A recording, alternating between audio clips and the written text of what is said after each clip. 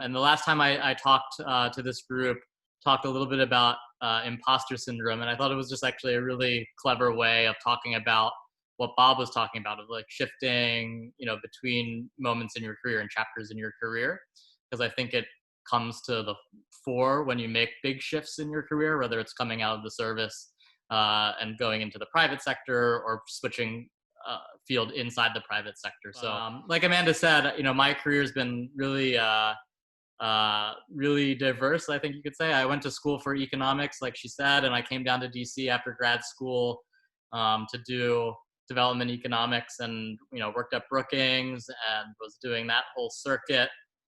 Decided that was too slow of a pace for me, and I liked the policy world and I liked the intellectual part of it, but in terms of seeing action on the ground and feeling like you were contributing to it, I wanted to do something different. Ended up switching out of that policy world into the DC local politics scene and bounced around in that for a few years, all the while moonlighting in the culinary industry, like Amanda said.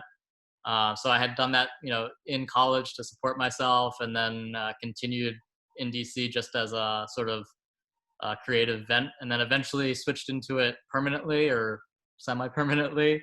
Ended up running Minibar by Jose Andres down here in DC during the time that Michelin came to the city, and we were lucky enough to get, during my tenure there, a couple of stars. And so that was a big pivot and something very unexpected in terms of achievement, which gets to the imposter syndrome. And like Amanda said, after I left Minibar, I've been consulting with a real estate developer, helping entrepreneurs actually figure out how to place their restaurants in development projects and put their retail stores in development projects as well. I'll just talk about imposter syndrome, and it's something that I've felt a lot in my career, and I see Faizun nodding, so I think she probably relates, or at least has some good stories about it as well. But imposter syndrome comes from this classic study of 150 high-powered or high-achieving female executives in the business world. And it's this idea that even when you have external indicators that you're being successful, right, and that your career is going well, that you have this condition where you think that it's not about your skills or your talents or your accomplishments, and that you're going to attribute it to luck, right? Or that your ability to kind of hoodwink everybody else into thinking that you're something that you're not. And it's a super, super common feeling, right? And I think the key emphasis is to say that it's not, it's in your head, right? But it's the key to it is that there's this juxtaposition between what the external world is showing you in terms of your success, and you're achieving awards, and you're, building your business the way that you want to build the business, and it's going in, towards the goals that you want to achieve. And then your internal conversation in your head saying, I don't know why I'm achieving the success. It can't be me. It must be all these other things that I don't control. And, I don't know what the sort of long-term consequences of that are, but it's just certainly a feeling that I felt. And, I think that in groups like this, if everybody continues to share their experiences, I think that you'll see that it's a thing that all leaders experience, right? So like the studies say it's, 70% of people, feel this feeling at some point in their life. I think if you ask business leaders, it would be 100% of business leaders feel this at some point in their career, and especially in hospitality. But I think it's common across all of the industries. I know that there are many of you all that are interested in hospitality and the restaurant world. If you think of what the job of a chef or a restaurateur is at a restaurant, it sets you up for this feeling of imposter syndrome, right? Because the thing that I love about restaurants is that every day you walk into the restaurant, it's a different discipline that you're going to have to deal with, but it does set up this feeling of, I have no expertise in this niche of the field, and now I have to perform at it. So, the thing that I always tell people is, when you are a chef that wants to become a chef owner or a chef operator, or just a person who wants to own a restaurant as a pure restaurateur, it's going to make you think about the culinary discipline. Obviously, that's the obvious one that drives, I think, a lot of people into it. But you have to be thinking about supply chain and operations. You have to be thinking about marketing and human resources. You have to do public relations. And then there's definitely the days that you come in and you do HVAC, plumbing, electric work, fixing furniture, all those types of like handyman jobs.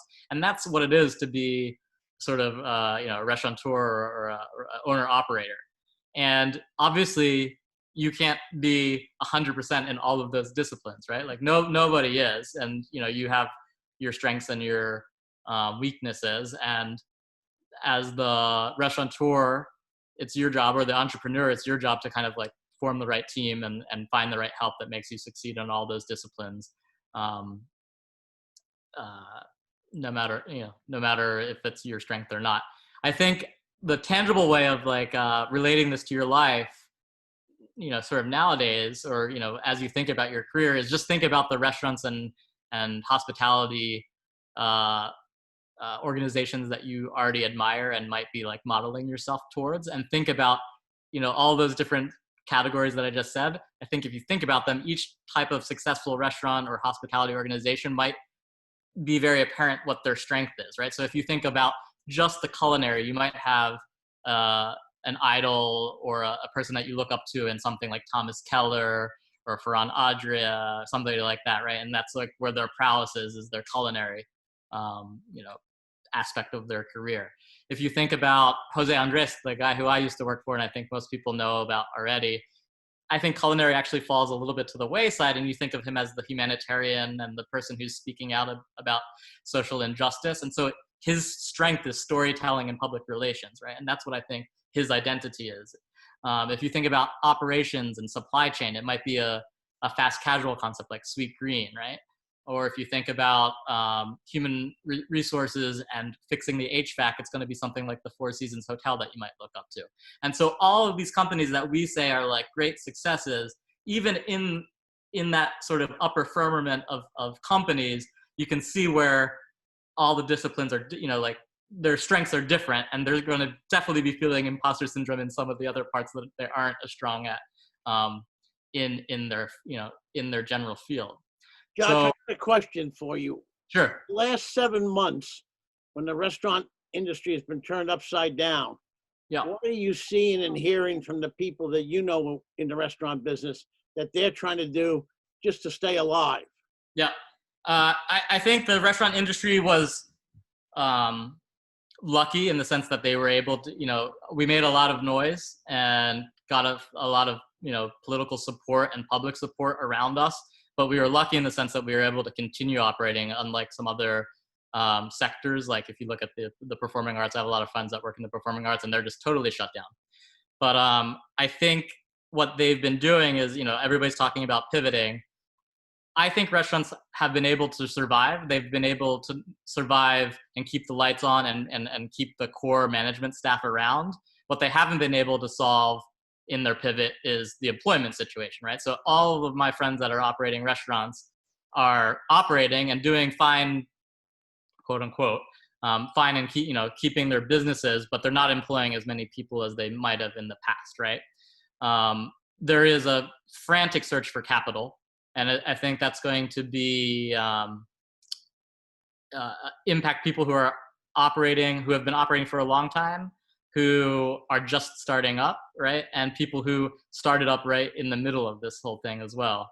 But there's a demand for capital, and there's a demand for capital that, wants to take a bet and take a risk right now, right? So I don't think anybody's saying that there's going to be return on that capital that is lucrative. It's people who want to be involved in the industry because they have a passion for the industry, or passion for,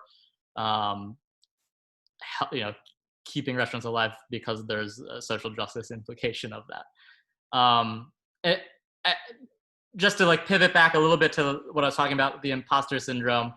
The thing that I wanted to just emphasize in closing is that you need a lot of help, right, to be a success in any entrepreneurial task that you take forward, right? So you're never going to be the master of every discipline that makes a business successful. And so if you want to be the entrepreneur, or you want to be the proprietor, the leader, whatever you are going to do, I think the questions that you have to ask yourself first is, looking back at your career, how have you been in service of leadership in the past, right? All of you are coming from the armed services. I think have a good sense of how you serve leadership. And I think it's a lot of introspection of saying, like, how did I succeed in serving my leaders in the past? Because I'm going to take on that leadership mantle now and expect it from other people. And how do I translate my experiences in the services and flip that and say, like, now I'm the head of this. How do I, use the lessons that I learned when I was a follower? The other question I think you have to ask yourself is, can you build a team, right? Because you're not going to be like the expert in all the disciplines that I've been talking about. And can you build that team, and what's your strategy going to be to build the team? And then the last thing, which I think is the most important, which might get you over the idea that you're, an imposter, is why do you want to do this particular thing? Like, why do you love it so much that you're going to take the risk and start this thing? And I think what differentiates leaders that succeed and leaders that overcome the imposter syndrome is knowing that you have a vision, right? And that you can lead your team to that vision, right? So I think that, my skill at Minibar when we attained 2 Michelin stars was not the culinary, right? Everybody pins that on you because you're the chef at the time and they're like, oh, Josh is this 2-star master chef. I think I'm a good, adequate cook, but I think that my strength and why we achieved what we achieved was not my cooking everyday skills, right? It was the ability to tell the team what we were going for, what we wanted to achieve, what style of service we were going to be, all lining up to achieve, like, we wanted the stars, right? And so we set that as a goal and we started marching towards it. And that ability to communicate that message effectively is what differentiated me from people, other chefs in the city, right? And so at the end of the day, that's how I've made peace with, like, the sort of feeling like an imposter Michelin star chef, because, like, for instance, Amanda's son is a much better chef than I, and has been up for many awards. But I always look to him, and he hasn't gotten, like, the official mark yet from Michelin or from James Beard or something like that. But I think he's more talented in culinary. But I still feel like I can hang with him. And I mean, it's absolutely true that there's going to be a tremendous time for people to start up at the same time that there's people that are shutting down. I think in the restaurant industry, we were expecting the shoe to fall a little bit earlier, right? And then through federal programs and through landlord negotiations, it's been pushed off a little bit, right? So you haven't seen, people are talking about, 50, 60% of restaurants not coming back and shutting down. We haven't seen that quite yet, but I do think that you're going to see it in January is my prediction, right? So, the PPP loans and all the federal programs are drying up, and depending on what happens in November, may or may not continue. And then the landlord negotiations, a lot of the people have not abated their rent or, having their rent forgiven, but have pushed it off and said, like, delay my rent. And it's the same thing that's happening actually in people's rental homes and things like that.